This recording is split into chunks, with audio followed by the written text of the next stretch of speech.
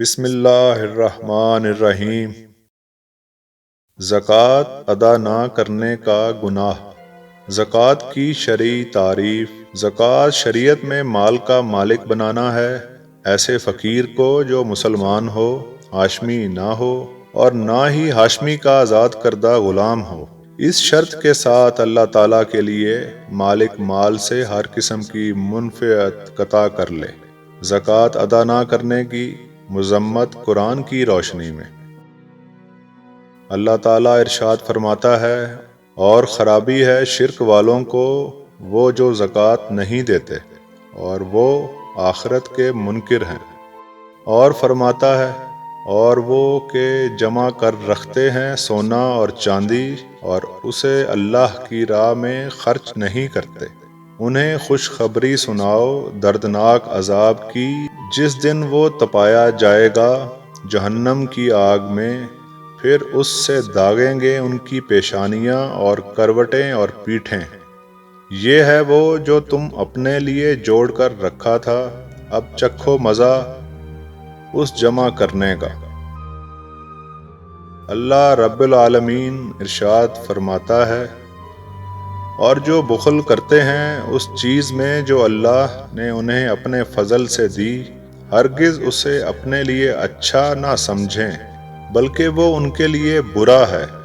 عنقریب وہ جس میں بخل کیا تھا، قیامت کے دن ان کے گلے کا طوق ہوگا۔ اور اللہ ہی وارث ہے آسمانوں اور زمین کا، اور اللہ تعالیٰ تمہارے کاموں سے خبردار ہے۔ حضرت ابو ہریرہ رضی اللہ تعالیٰ عنہ سے روایت ہے کہ رسول اللہ صلی اللہ علیہ وآلہ وسلم نے فرمایا، جو شخص سونے چاندی کا مالک ہو اور اس کا حق ادا نہ کرے تو جب قیامت کا دن ہوگا اس کے لیے آگ کے پتر بنائے جائیں گے، ان پر جہنم کی آگ بھڑکائی جائے گی اور ان سے اس کی کروٹ اور پیشانی اور پیٹھ داغی جائے گی، جب ٹھنڈے ہونے پر آئیں گے پھر ویسے ہی کر دیے جائیں گے۔ یہ معاملہ اس دن کا ہے جس کی مقدار 50,000 برس ہے، یہاں تک کہ بندوں کے درمیان فیصلہ ہو جائے۔ اب وہ اپنی راہ دیکھے گا، خواہ جنت کی طرف جائے یا جہنم کی طرف۔ پھر نبی کریم صلی اللہ علیہ وآلہ وسلم نے ارشاد فرمایا، اونٹ، گائے اور بکریوں کا جو مالک ان کی زکوٰۃ ادا نہیں کرے گا، اسے قیامت کے دن ایک چٹیل میدان میں لٹایا جائے گا۔ یہ چوپائے اسے سینگوں سے ماریں گے اور اپنے کھروں سے روندیں گے۔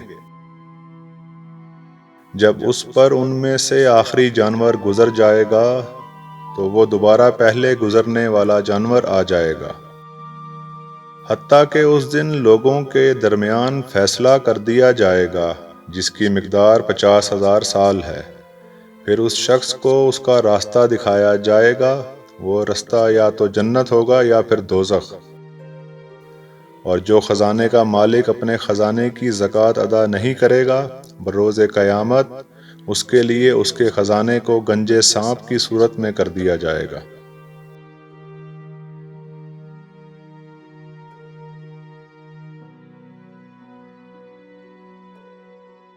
بلا شبہ حضرت صدیق اکبر رضی اللہ تعالی عنہ نے مانعین زکوٰۃ پر جہاد فرمایا اور ارشاد فرمایا، خدا کی قسم، اگر وہ لوگ مجھ سے بکری کے بچے کو بھی روکیں گے جو وہ رسول اللہ صلی اللہ علیہ وآلہ وسلم کو ادا کیا کرتے تھے، تو اس روکنے کے سبب میں ان سے جہاد کروں گا۔